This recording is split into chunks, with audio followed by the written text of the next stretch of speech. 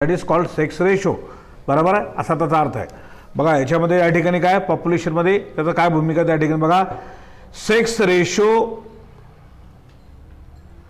The sex ratio of the population affect and is reciprocally affect by the birth. बघा या ठिकाणी काय म्हणतात, या ठिकाणी म्हणजे या ठिकाणी व्हाईस वर्सा, म्हणजे त्याचं सेक्स म्हणजे पॉप्युलेशन ग्रोथ होण्यामध्ये सेक्स रेशो हा प्रमाण खूप महत्त्वाचा आहे असा त्याचा अर्थ आहे. त्याच्यामध्ये या ठिकाणी बघा affect by the birth and death, जन्मदर आणि मृत्यूदरने त्या ठिकाणी त्याच्यावर परिणाम करतो असा त्याचा अर्थ आहे. इमिग्रेशन, बरोबर आहे, इमायग्रेशन रेट हे सुद्धा आहे. इट मेजर्स किंवा it is measured as the ratio of the number of individual of one sex to that of the other sex, full stop, male and female in a ratio of 1:1. बघा generally स्त्री आणि पुरुषांचं प्रमाण कसं पाहिजे, एकास एक, बरोबर आहे. मात्र त्याचं त्या ठिकाणी हे इम्बॅलन्स झालेलं आहे. Is generally most common evolutionary stable strategy, ESS ज्याला आपण असं म्हणतो, हा त्या संदर्भ दिलेला आहे. कॅन यू टेल, सांगू शकाल का, what can be causes of deviation from 1:1 ratio in natural habitat. सांगा बरं मला, हे जनरल प्रश्न आहे. एकास एक प्रमाण होण्यासाठी काय प्रॉब्लेम निर्माण होऊ शकेल, काय आहे अयोग्य होण्यासाठी. निसर्गामध्ये स्त्री पुरुष समानता नाही, प्रमाण लोकसंख्या प्रमाण नाही स्त्री पुरुषांचं, बरोबर आहे का, सांगा सांगा बरं. आत्ता सांगितलं तुम्हाला अगोदरच्या पिरियडमध्ये. हां, फिमेल बेबीकडे पाहण्याचा उत्साह नाही. आपली घरातली आई सुद्धा, बरोबर आहे, मुलीपेक्षा मुलाला खाऊ घालते जास्त. पोरी म्हणा लागल्या खाण्यासाठी, का बस तुला काय करायचं का, तुला का कमवून आणायचं काय. पोराला आई सुद्धा खाऊ जास्त घालते, पण कसं खाऊ घालायला पाहिजे, समान खायला द्यायला पाहिजे. लक्षात आलं काय म्हणतो, समान द्यायला पाहिजे. म्हणजे फिमेल बेबीकडे दुर्लक्ष करता कामा नये, निग्लेक्शन होता कामा नये, हा त्याचा अर्थ है. समझ में आगा. लड़कियों के तरफ तवज्जो देनी चाहिए, उनको उनको उनकी तरफ नज़रअंदाज नहीं करना चाहिए. उनको मतलब उनको नाकार हैं, बराबर नहीं है, या तो हमारे घर में नहीं दूसरे के घर में जाने वाली है, बल्कि ऐसा सोच के उसके तरफ तवज्जो नहीं देना, ये गलत बात है. समझ में की बात. हां, चला पुढे. म्हणून त्यानं काय कारण आहे, प्रमाण हे त्यानं ते सांगितलेलं आहे. Internet my friend find out the sex ratio of India population and state of Maharashtra. देशातलं स्त्री पुरुषचं प्रमाण काय आहे आणि महाराष्ट्रातलं काय ते शोधून काढा असं म्हणताय. What are the reasons behind the deviation of the sex ratio among the Indian population. भारतामध्ये सुद्धा हा प्रमाण असमतोल होण्याचं कारण काय, एकच शब्द आहे, tendency to neglect the female baby. बरोबर, फिमेल बेबीकडे आजही निरुत्साहाने पाहिलं जात आहे. बरोबर आहे, लक्षात आलं काय म्हणतो, असा त्याचा अर्थ आहे. कधी कधी काय होतं, महिला दिन साजरा करतात, माहिती आहे तुम्हाला महिला दिन. मला वाटतं 8 तारखेला आहे काय की वाटतं मला, 8 मार्चला महिला दिन आहे. महिलांचा सन्मान त्याच दिवशी होते, बाकी नंतर कुणीच विचार करत नाही. प्रत्येक दिवस का असू नये, मी असं म्हणत नाही की डोक्यावर घ्या असं मी म्हणत नाही, बरं लक्षात आलं मी काय म्हणतो, पण त्यांचा अवहेलना सुद्धा करू नका. लक्षात आलं, म्हणजे त्यांना कमी सुद्धा समजणं हे बरोबर नाही. मी असं म्हणणार नाही की तुम्ही खूपच अति समजा, असंही म्हणत नाही. तुम्ही जेवढं तुम्हाला जशी वागणूक पाहिजे, तुम्हाला जशी मान मिळते तसं त्यांना मिळायला पाहिजे, हे विचार करणं अत्यंत आवश्यक आहे. लक्षात आलं. हां, तरच मुली असं पळून जाणार नाहीत आपल्या वर्गाच्या बाहेर. बरोबर, त्यांचा सन्मान केला म्हणजे ते टिकून राहतील. बरोबर. आता काही काही तर कसं आहे माहिती आहे का, सर तुम्हाला सन्मान करो की ना करो, हम भाग के जाने वाले हैं, क्लास छोड़ के, बरोबर आहे, पिरियड सोडून जाणार, मर्जी तुमची, काही हरकत नाही. चला, age distribution, age pyramid. Age distribution म्हणजे वयात असणारा फरक, बाल्यावस्था, तारुण्यावस्था, म्हातारावस्था. बरोबर, त्याला 3 टर्म्स आहेत. प्री रिप्रोडक्टिव्ह, रिप्रोडक्टिव्ह आणि पोस्ट रिप्रोडक्टिव्ह. बरोबर आहे. आणि मधला जो घटक आहे रिप्रोडक्टिव्ह ग्रुप जो आहे तो पॉप्युलेशन वाढण्यासाठी मदत करतो. A population is compose of individual of different ages full stop if the age distribution per cent individual of a given age or the age group is plotted for the population, resulting structure is called age, an age pyramid. बराबर. For the purpose of the simplicity, the entire population is divided into 3 age group. संपूर्ण population 3 ग्रुपमध्ये विभागलं जातो. त्याच्यामध्ये दिलं pre reproductive age from 0 to 14 years, शून्यापासून तर 14 वर्षापर्यंत प्री रिप्रोडक्टिव्ह. प्री म्हणजे अगोदरचा, रिप्रोडक्टिव्ह म्हणजे हा ग्रुप पुनरुत्पादन करत नाही, पुढची पिढी तयार करत नाही असा त्याचा अर्थ आहे. त्याच्यानंतर रिप्रोडक्टिव्ह 15 ते 44 वर्षाचा हा ग्रुप हा पुनरुत्पादन करतो, यांच्यापासून पॉप्युलेशन वाढते, पिढी वाढते असा त्याचा अर्थ आहे. आणि त्याच्यानंतर post reproductive 45 to 85 age group, 45 ते 85 या वयातले ग्रुप हे उत्पादित नसतात, म्हातार झालेले, थकून गेलेले, गळून पडलेले असतात असा त्याचा अर्थ आहे. यूज युअर ब्रेन पॉवर, तुमच्या डोक्याचा तुम्ही वापर करा म्हणताय. From the age pyramid given below figure 13.3 what will be your forecast. काय म्हणते या ठिकाणी what will be the forecast असं म्हणतंय. फोरकास्ट या शब्दाचा अर्थ या ठिकाणी काय, अंदाज ज्याला आपण म्हणतो, काय त्याचा अंदाज असू शकेल. बरोबर. काय for the 15 year from now for the population is 1. मग त्याच्यामध्ये केनिया आहे, दुसरा ऑस्ट्रेलिया आहे, इटाली आहे आणि त्याच्यानंतर हंगरी आहे. हे राष्ट्र जे काही आहे तर इथे खाली त्यांची आकृत्या दिलेल्या आहेत. बघा बघा काय त्या ठिकाणी दिलेलं आहे की age pyramid for the countries with a rapid or slow, zero or negative population growth rate, कसं कसं वाढलं त्या ठिकाणी केनियाचं बघा. या ठिकाणी इथं निळं दाखवलेलं आहे, निळं खाली दिलेलं आहे. बरोबर. केनियामध्ये दिलेलं आहे. बरोबर आहे. केनियामध्ये काय त्या ठिकाणी 0 ते 14 खालचा बेसमेंट जास्त आहे त्याचा, बघा आहे का जास्त.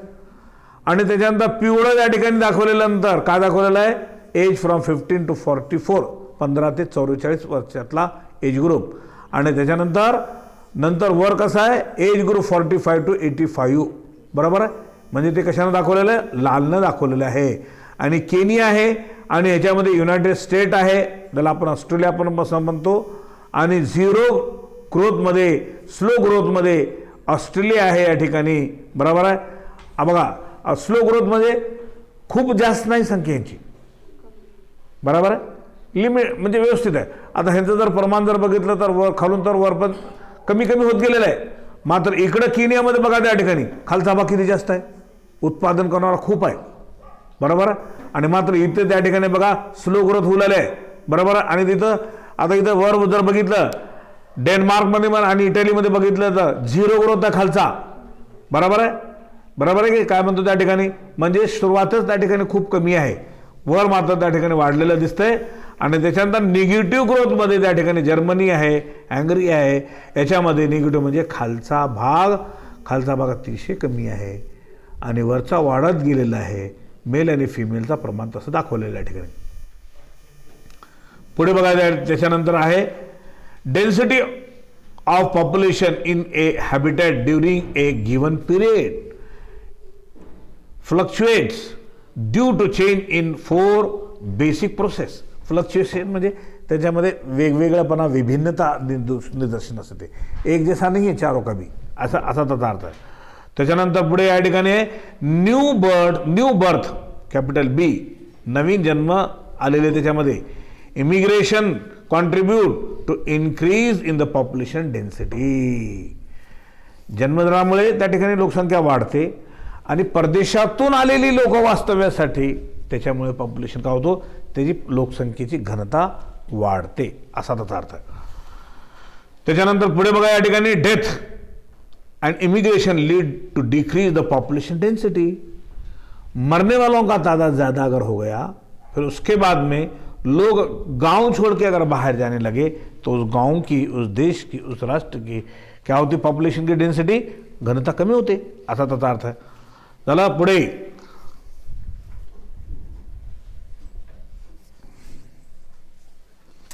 हां, इमिग्रेशन कॅपिटल आय न दर्शवलं जातं is the number of individual of same species that have come in to habitat from elsewhere during the time period under the consideration. बघा नंतर इमिग्रेशन कॅपिटल इन दाखवलेलं आहे is the number of individual of the population who left the habitat. त्यांनी त्यांचं घर, त्यांची जागा सोडून दिलेली आहे, सोडून बाहेर गेलेले आहेत. आणि इमिग्रेशनमध्ये त्या ठिकाणी कसं आहे, काय झालेलं आहे, is the number of individual of same species that have कम, ते आलेले आहेत. आलं ना बरं. इमिग्रेशनमध्ये बाहेरचे आयवे हे इमिग्रेशनमध्ये बाहेर गेलेले म्हणून त्याची संख्या कमी झालेली, असा त्याचा अर्थ त्या ठिकाणी. So if the capital N is the population density at time small t, then the density at the time t plus 1 can be calculated as, हे आपल्याला काढता येतं. बरोबर आहे. कॅपिटल N इक्वल टू या ठिकाणी काय हां हां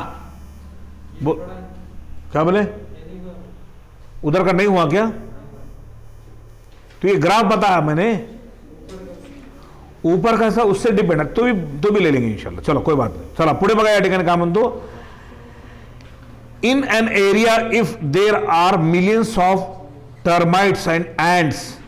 बरोबर. टर्माइट्स मध्ये दिमक और मुंगियां. बघा. But only few animal which feeds on them.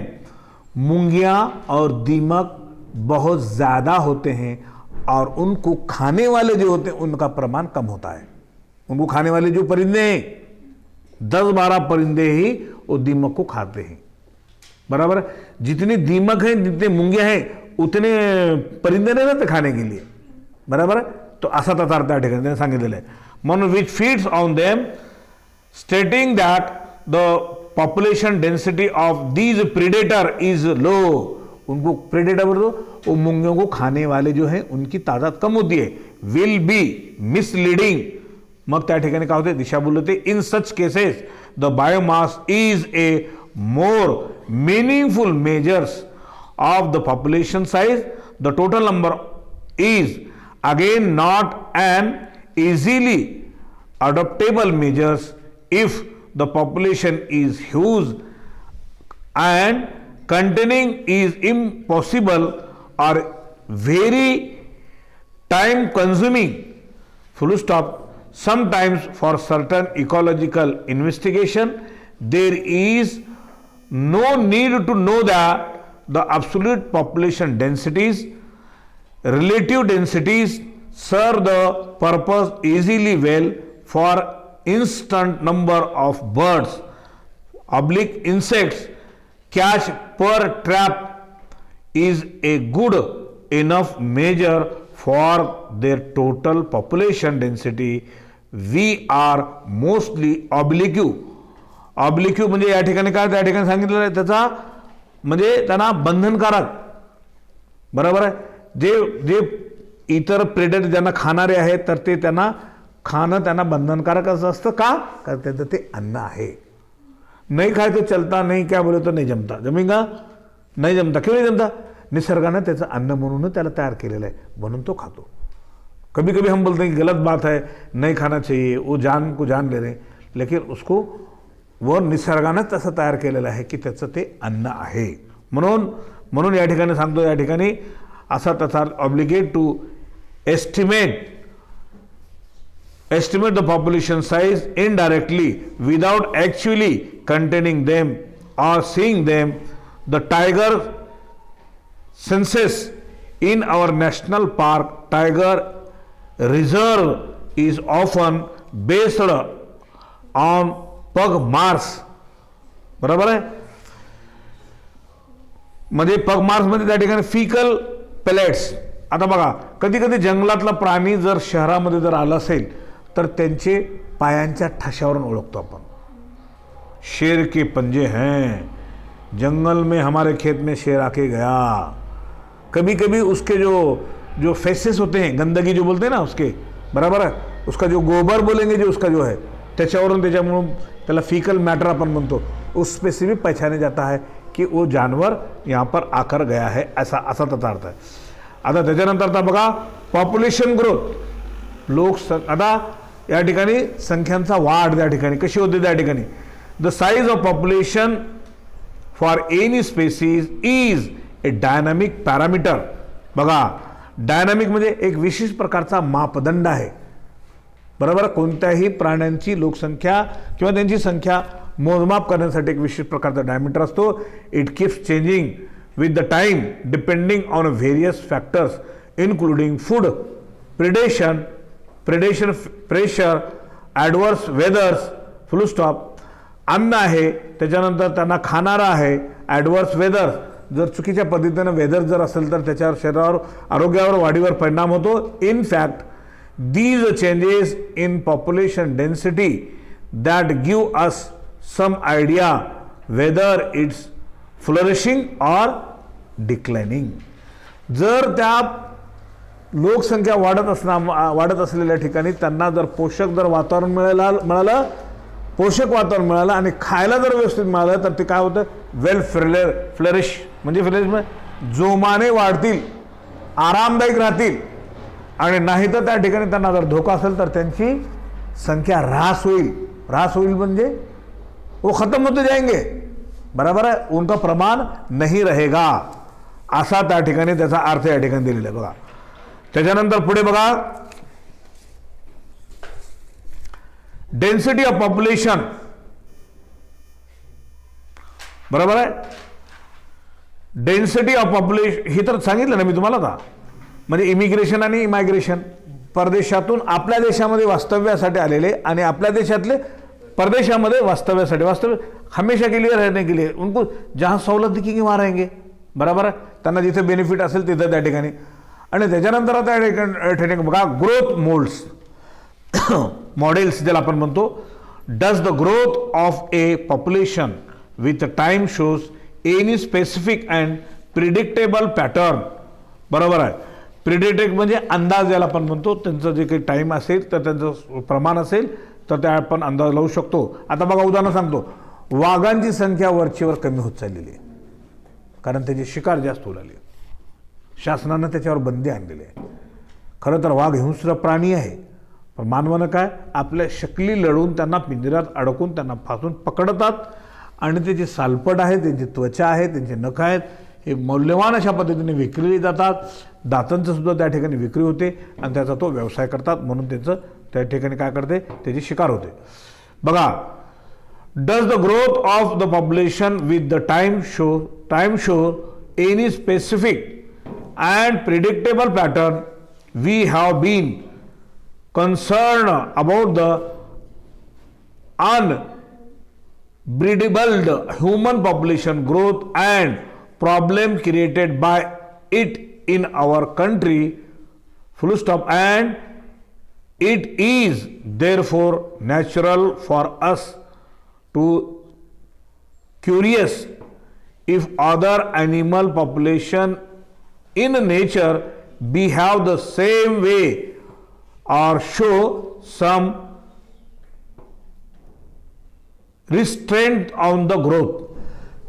बघा एखाद्या प्राण्यावर त्या ठिकाणी, एखाद्या प्राणी म्हणजे काय, खूप अशा प्रकारच्या प्राण्यांची त्या ठिकाणी संख्या कमी होत असल्यामुळे त्यांच्यावर त्या ठिकाणी काय झालेलं आहे, त्यांच्यावर संकट कोसळलेलं आहे असा त्याचा अर्थ आहे। एक्सपोनेन्शियल ग्रोथ, एक्सपोनेन्शियल म्हणजे घातांकीय पद्धतीने वाढणारा असा त्याचा अर्थ आहे।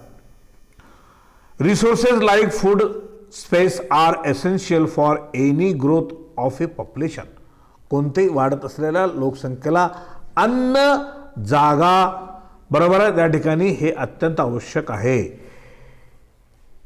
Ideally when resources in the habitat are unlimited, बरोबर, अनलिमिटेड म्हणजे खूप प्रमाणामध्ये आहेत, त्यांचं खाद्यपदार्थ, पाणी वगैरे खूप आहे, तर ते कसे ओढतील त्या ठिकाणी।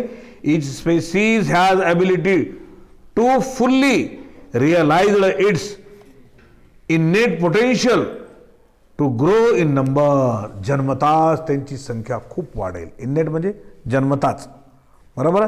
कारण जन्मताच त्यांना धोका नाही, खायला प्यायला सगळं व्यवस्थित आहे, त्यांची संख्या वाढेल असा त्याचा अर्थ आहे.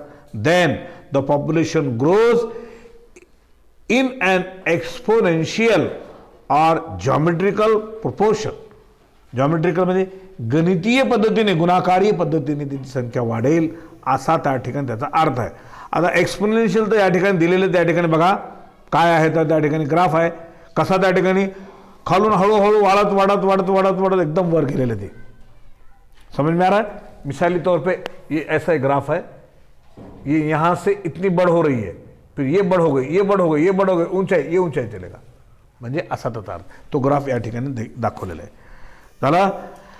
त्याच्यानंतर आता बघा पुढे या ठिकाणी काय म्हणतो, every species is capable of growing exponential under the unlimited resources condition the rich enormous population densities in short time.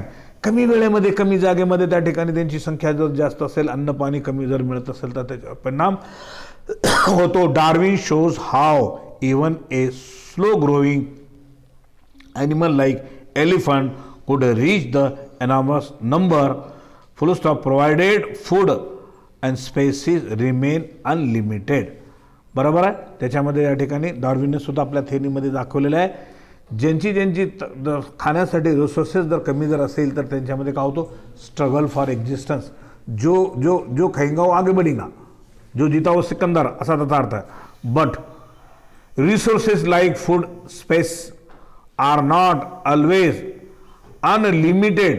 They may be in the beginning, but as the population density increases, so does the competition for these resources.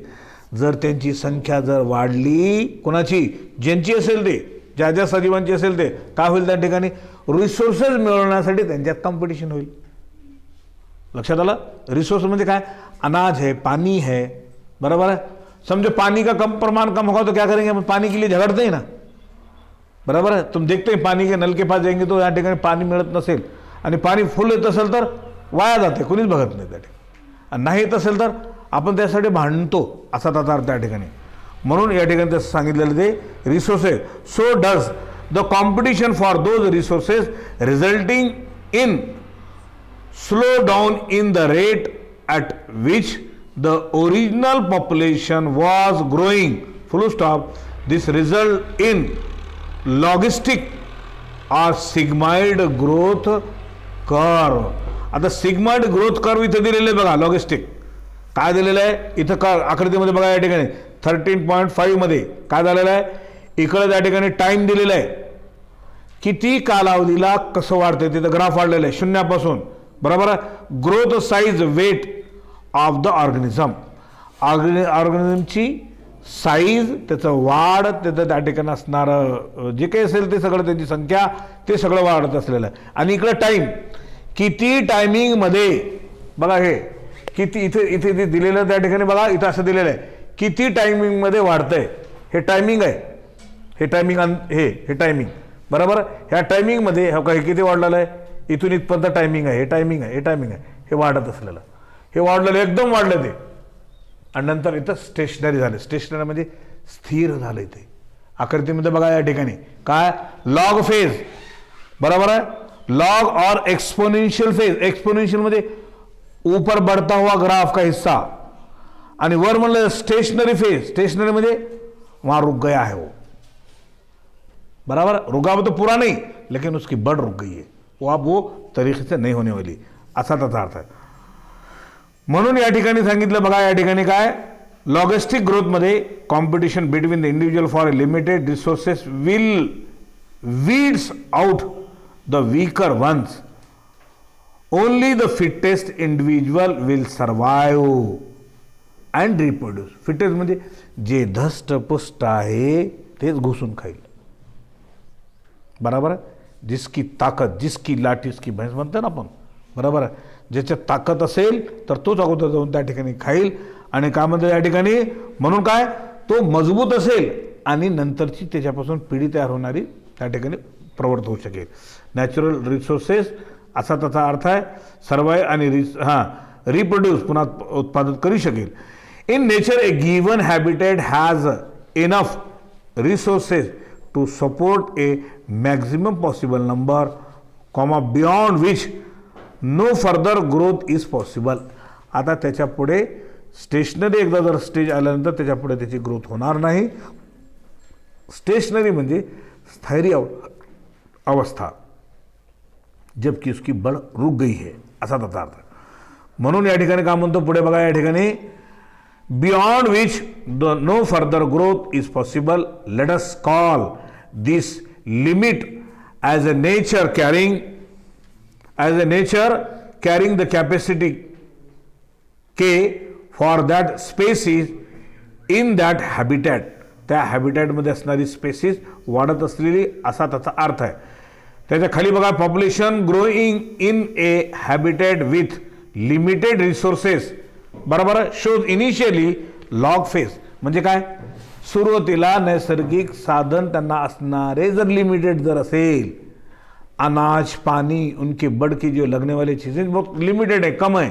काय होईल त्या ठिकाणी log phase followed by the phase acceleration and declaration and finally an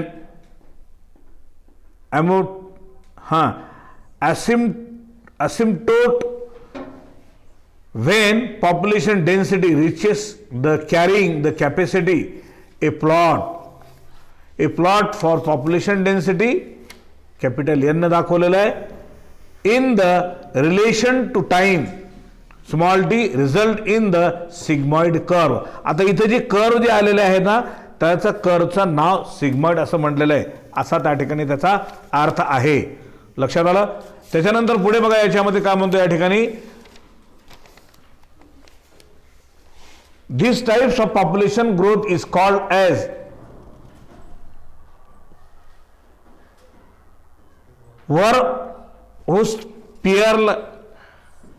logistic growth. आता त्याचं त्यांनी ते वाढ असलेलं त्याचं ग्रोथचं नाव त्या ठिकाणी दिलेलं आहे. Since the resources for the growth for most animal population are finite and become limiting sooner or later, the logistic growth model is considered a more realistic one. बघा, आता या ठिकाणी आपण अगोदर सांगितलेलं ह्याचं त्या ठिकाणी की रिअलिस्टिक या ठिकाणी ग्रोथ आहे आणि त्याच्यानंतर लॉजिस्टिक ग्रोथ मॉडेल जे आपण म्हणतो त्याच्यामध्ये त्या ठिकाणी कसं ते कशा पद्धतीने वाढ होतो त्याने ते सांगितलेलं आहे. इंटरनेट माय फ्रेंड असं आहे, gather from the Sensex data of population. जे काही आपल्याला सेन्सेक्स डाटा जे उपलब्ध आहे त्याच्यानुसार fingers for India for the last 100 years, plot them and check which growth pattern evident. आता एव्हिडंटचे जे काही ग्रोथ पॅटर्न होत असलेले वेगवेगळे सिन्सेक्स त्याची नोंद करा. त्या ठिकाणी ते सांगा असं म्हणतं. त्या ठिकाणी प्राणी असेल, वनस्पती असेल, मग कोणालाही ते लागू पडेल असा त्याचा अर्थ त्या ठिकाणी. थिंक अबाउट इट, याच्याबद्दल विचार करा. नंबर 1 आहे, what will happen Wien carrying capacity of any habitat is exceeded म्हणजे त्या ठिकाणी वाढत असलेली जे काही कोणतीही संख्या जर वाढत असेल तर त्याचे कारण काय असं म्हणते. कारण काय म्हणलं तर त्यांना एन्व्हायरमेंटल फॅक्टर सफिशियंट मिळत असतील, त्यांची ग्रोथ कमी होत असेल आणि स्पर्धा कमी असेल तर ते वाढतीलच असा त्याचा त्यांची संख्या. What could be the reason behind enormous increase in human population. मानवी लोकसंख्या प्रचंड वाढीचे कारणे काय कारण आहेत आपल्याला या ठिकाणी लोकसंख्या वाढीचे. बरोबर आहे, लोकसंख्या वाढीचे खूप कारण वेगवेगळे आहेत. बरोबर आहे, ते जनरल गोष्टी आहेत, आपण त्याच्यामध्ये त्या ठिकाणी देऊ शकतो. बरोबर आहे, असा त्याचा अर्थ आहे. चला, under A particular sets of selection pressure organism involve toward the most efficient reproductive strategy, full stop. Some produce a large number of small size offsprings, oyster, pelagic fishes. आता ऑयस्टर नावाचा फिश आहे आणि pelagic fish आहे, माशांची जाती आहेत काही. Will other produce a small number of large sized offsprings, birds and mammals. Birds आणि मॅमल्स त्याचं उदाहरण दिलेलं आहे, त्यांना ते खाद्य म्हणून खाऊन त्यांचा संपवणार आहे. त्याच्यानंतर think about it, what can be the reason behind the different reproductive strategy adapted by the monocot plant. Monocot म्हणजे एकदल वनस्पती, लाईक सिरियल्स, धान्य जे असतील ते, पल्सेस डाळी, and dicot plant like mango. Mango सारखे डायकॉट प्लांट ते त्या ठिकाणी त्यांची वाढवण्याची त्यांची कला काय असू शकेल असा त्याचा अर्थ आहे. त्याच्यानंतर आता बघा या ठिकाणी पॉप्युलेशन. क्या आप कुछ बोल रहे हैं आप? हां, दोदल, द्विदल म्हणजे आपण जर असं त्याची फोड जर केली तर असे दोन होणाऱ्या गटका असा त्याचा अर्थ आहे.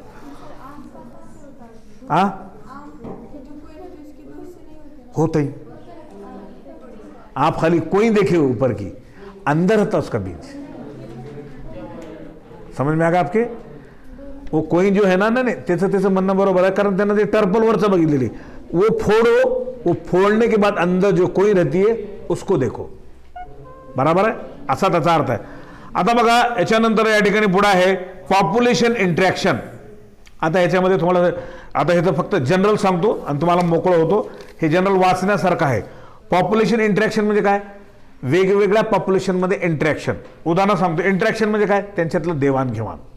पॉप्युलेशन बघा आता मी सांगतो. घोड्याचं पॉप्युलेशन आहे, बरोबर आहे. घोड्यांचं आणि गायींचं पॉप्युलेशन आहे आणि त्यांचं गवत त्यांना खाद्यासाठी ठेवा. काय इंटरॅक्शन होईल त्यांच्यामध्ये?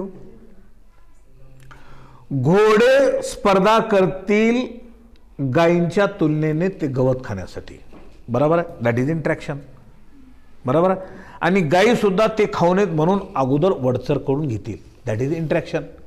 इंटरॅक्शन लक्षात आहे, समज में आगा. Intraspecific, intraspecific. आता इंटरॅक्शन म्हणजे काय? आता गवत ठेवलेलं आहे, घोड्यामध्येच आहे गवतासाठी स्पर्धा, बरोबर आहे. लक्षात आलं? त्याला इंट्रास्पेसिफिक. आणि इंट्रास्पेसिफिक म्हणजे वेगवेगळ्या जातीमध्ये असणार एकच अन्न आहे, वेगवेगळ्यासाठी त्यांची स्पर्धा. समज में आगा. आता हे वाचल्यानंतर हे तुम्हाला लक्षात येईल का? वाचून द्यायचं का तुम्ही समजून घेता समजून? मी सांगितलं इंटरॅक्शनमध्ये देवाणघेवाण दे. आणि त्याच्यानंतर आता बघा इथं टेबल दिलेलं आहे. इंट्रास्पेसिफिक इंटरॅक्शन काय आहे? इथं सिरियल नंबर दिलेला आहे. Types of interaction with sub division species, बरोबर आहे. त्याच्यामध्ये या ठिकाणी खाली दिलेलं आहे प्लसचं चिन्ह दिलं तर बेनिफिट असं म्हणलेलं आहे, बरोबर आहे का. आणि मायनसचं चिन्ह दिलं तर त्या ठिकाणी काय? इनहिबिटेड. इनहिबिटेड म्हणजे त्याच्यावर मारा, बुरा असर उसके ऊपर होने वाला, बरोबर आहे. आणि त्याच्यानंतर ओचं चिन्ह दिलेलं त्या ठिकाणी नॉट अफेक्टेड, उसके ऊपर कोई असर होने वाला नाही. इथे दिले टाइपमध्ये neutralize, no significant effect, significant काहीच परिणाम होणार नाही. निगेटिव्ह इंटरॅक्शन, बरोबर आहे. त्याच्यामध्ये कॉम्पिटिशन डायरेक्ट, इंटरफरन्स टाइप्स निगेटिव्हनं दाखवलेलं आहे मायनसच्या चिन्हानं. Competition resources use type negative चिन्ह दाखवलेलं आहे, बरोबर आहे. अमेन्सिलिझम त्याला असं आपण म्हणतो त्या ठिकाणी.